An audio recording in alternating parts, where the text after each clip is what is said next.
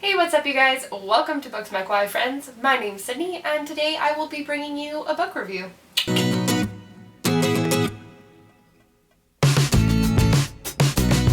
So I apologize for the repeated attire. Obviously I'm filming 2 videos in one day and I think that I'm going to start posting twice a week because I need to get some more thoughts out on the internet. And it's kind of therapeutic just to talk to a camera and be nervous about it. You know what I'm saying? The review I'll be doing today is Miss Peregrine's Home for Peculiar Children. This book came very highly recommended to me, both from people on the internet and from people in real life. So the summary of this book is we follow our main character Jacob while he experiences a family tragedy and then follows family stories to a mysterious island and an abandoned orphanage. The story is pretty unique. Ransom Riggs includes some pretty creepy photos along with his story that match the narrative to kind of give you a visual perspective of what's going on or what things look like so you don't have to completely picture it. Overall, I gave this book 3.5 out of 5 stars. It wasn't my favorite book that I've read this year, and it was kind of a letdown, to be honest with you. The hype was pretty big around this book. My sister had really loved it. She owns the whole series and she enjoys them a lot. And for me, I just felt like I was too old, which is something I haven't really experienced with YA before. All in all, I think that this book would be better for someone who is a lot younger than me. It just didn't have everything I hoped for. This book took me 2 weeks to complete. I usually finish a book a week. If it's under 300 pages, I usually finish 1.5 a week, and this book alone took me 2 weeks.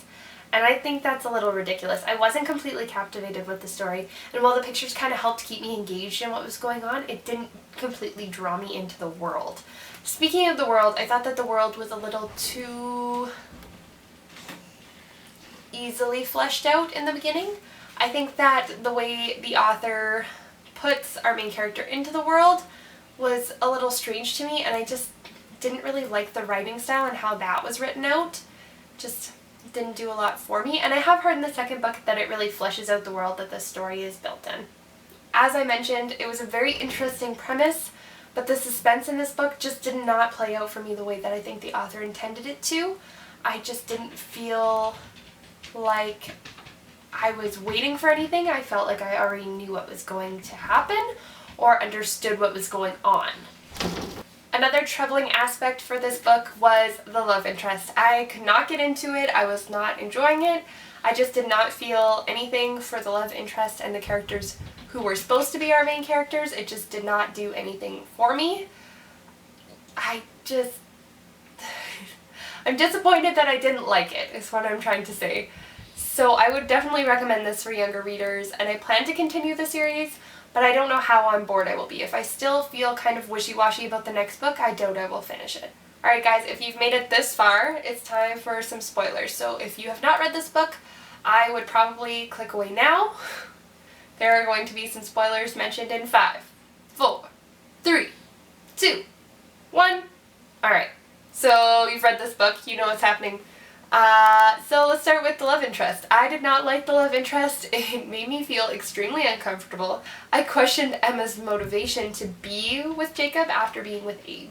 It just didn't feel comfortable to me, and especially because he looked so much like them, they made a point of telling us that I just couldn't get into their love interest. Like, is she just like settling for him, or is he kind of leaping to be with someone he enjoys being with? I don't really know, but it just made me feel uncomfortable. The other part that I wanted to mention is the peculiarness of these children. So while it was interesting, I kind of thought that it was kind of misdescribed. Like, I felt like these kids were living in the X-Men house. It just didn't do anything for me. I wasn't interested. They just kind of fell for me. And there were also so many characters that I was having so much trouble figuring out, like, what the heck can Fiona do? I can't remember. Or so-and-so, and this person, and that person, and then there's this person over here. And it was just a lot in one book, so hopefully the next book kind of like reels it back and kind of explains more to us. Another thing I wanted to mention was the character that I did really enjoy, and his name was Enoch, I'm assuming that's how you say his name. He was creepy. He was the right amount of creepy. He's exactly what I wanted. I expected these kids to be like, woo, kind of messed up, and he was messed up, and I enjoyed that. I don't know if I'm alone in that, but I enjoyed how messed up he was. I also thought it was interesting to see, like, the grandfather's stories coming to life and getting to, like, actually see these people and actually interact with them. That must have been very interesting for our main character, Jacob, but he doesn't really portray how interesting it is. He keeps coming back for more, but he's not like, wow, my grandpa told me so much about you. He more like tells more about how the 21st century is to these poor kids who are stuck, and I was just like, stop it, that's so cruel. Like, why would you put in their face that you are free and they have to stay there to be safe? That's a little ridiculous. I also thought Miss Peregrine was an interesting character. I don't think she was as fleshed out as she could have been in this book, and the way she was portrayed kind of made me wonder if she had some sinister backstory, something to do with the Hollows and with the Wits? You know what I'm saying. The Wits, yeah. And on the topic of Wits, Golan was not a huge surprise to me. Who is like, oh, I'm sorry, you're having some trouble mentally. I know what you should do. You should delve deeper into that fear. So deep, that your parents are literally concerned for your well-being and your safety. And you should tell me everything about it. Like, that just didn't seem right to me, and I kind of figured that that was something sketchy. I didn't figure he was as sketchy as he was. And I also wonder if he name-dropped Miss Peregrine's brother's name. Anybody else pick up on that? Honestly, I didn't enjoy the book enough to look back and see if he name-dropped a brother's name, but it kind of seemed like that's what Ransom Riggs was going for. So if you haven't read the other novels and are also wondering the same thing, maybe we're on the same team? I don't know.